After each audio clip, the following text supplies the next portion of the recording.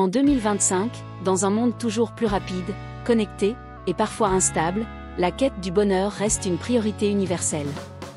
Mais peut-on vraiment mesurer le bonheur?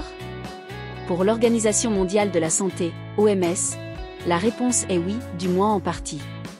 Chaque année, l'OMS et d'autres organismes internationaux évaluent le bien-être des populations à l'échelle mondiale à travers un indice qui prend en compte des facteurs tels que la santé mentale, l'espérance de vie en bonne santé, le soutien social, la perception de la liberté individuelle, la générosité, la stabilité économique, et même la corruption perçue.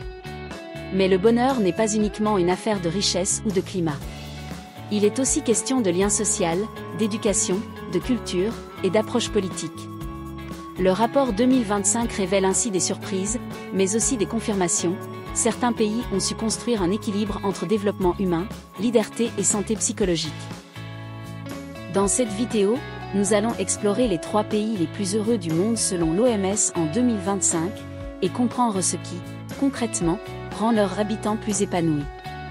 Est-ce leur système de santé? Leur modèle éducatif? Leur rapport à la nature? Ou peut-être leur philosophie de vie? Accroche-toi, ces pays ont des choses à nous apprendre sur comment vivre mieux, ensemble. 1. La Finlande.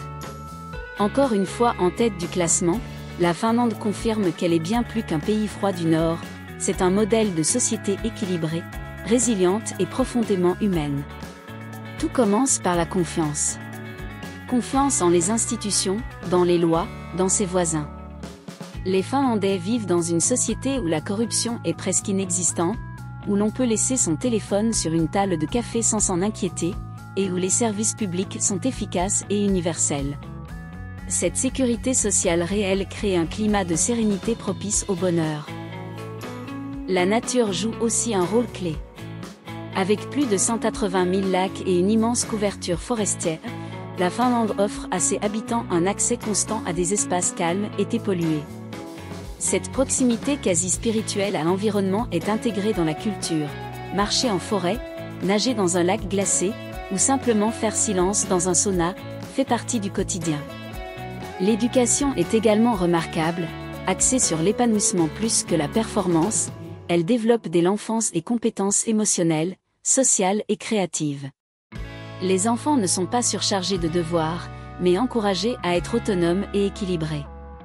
Côté travail, la Finlande mise sur la flexibilité, horaires adaptés, télétravail généralisé, et valorisation de la vie privée. Ici, personne n'est jugé pour quitter le bureau à 16 heures. Enfin, la philosophie de vie finlandaise, parfois appelée Sisu, encourage la persévérance calme, le respect du silence, et l'introspection. 2. Le Costa Rica. Le Costa Rica prouve qu'on peut être heureux sans être riche. Ce petit pays d'Amérique centrale, souvent éclipsé par ses voisins plus médiatisés, figure pourtant régulièrement parmi les pays les plus heureux du monde. En 2025, il décroche la 2e place, avec un niveau de satisfaction de vie élevé, en particulier dans les zones rurales. Le secret costaricain tient en 2 mots, pura vida. Plus qu'une expression, c'est une philosophie de vie centrée sur la simplicité, la gratitude et l'instant présent.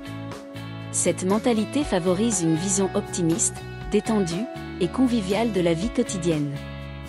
Dès 1949, le Costa Rica a aboli son armée. Résultat, plus de budget pour l'éducation, la santé et la culture. L'accès aux soins y est gratuit et universel. L'éducation publique est solide, même dans les régions isolées. Le taux d'alphabétisation frôle les 98%, et les jeunes sont nombreux à accéder à l'enseignement supérieur. La cohésion sociale est l'un des grands piliers du bonheur ici. Famille soudée, entraide entre voisins, solidarité rurale. Les communautés locales fonctionnent comme des filets de sécurité émotionnelle. Sur le plan environnemental, le Costa Rica est un exemple mondial. Plus de 25% de son territoire est protégé, la quasi-totalité de son électricité vient d'énergies renouvelables, et sa biodiversité est l'une des plus riches de la planète. Cette connexion à la nature améliore la qualité de l'air, du sol, et de la vie tout simplement. Le rythme de vie lent, l'absence de surconsommation, et une forme de spiritualité naturelle font du Costa Rica un pays où il fait bon vivre, même avec un revenu moyen inférieur à celui des pays riches. 3. La Nouvelle-Zélande. En troisième position du classement mondial 2025, la Nouvelle-Zélande impressionne par sa capacité à combiner innovation politique, équité sociale et cadre de vie exceptionnel. Tout commence par une décision forte prise en 2019. Abandonner le PIB comme unique boussole économique. Depuis, le gouvernement néo-zélandais construit ses budgets en fonction d'un indice de bien-être national. Cela signifie que les dépenses publiques sont pensées pour améliorer concrètement la qualité de vie, accès à la santé mentale, réduction de la pauvreté infantile, lutte contre la solitude chez les personnes âgées, etc. La santé mentale est l'un des axes majeurs. De nombreuses initiatives locales permettent aux jeunes d'avoir accès gratuitement à un soutien psychologique. Le taux de suicide, historiquement élevé, est en baisse grâce à des campagnes nationales et à la formation des professionnels. La Nouvelle-Zélande valorise également la diversité. Les droits des peuples autochtones maoris sont mieux respectés qu'ailleurs, les politiques LGBTQ+ sont inclusives, et l'égalité homme-femme est surveillée de près. Cette inclusion renforce le sentiment d'appartenance et la sécurité psychologique.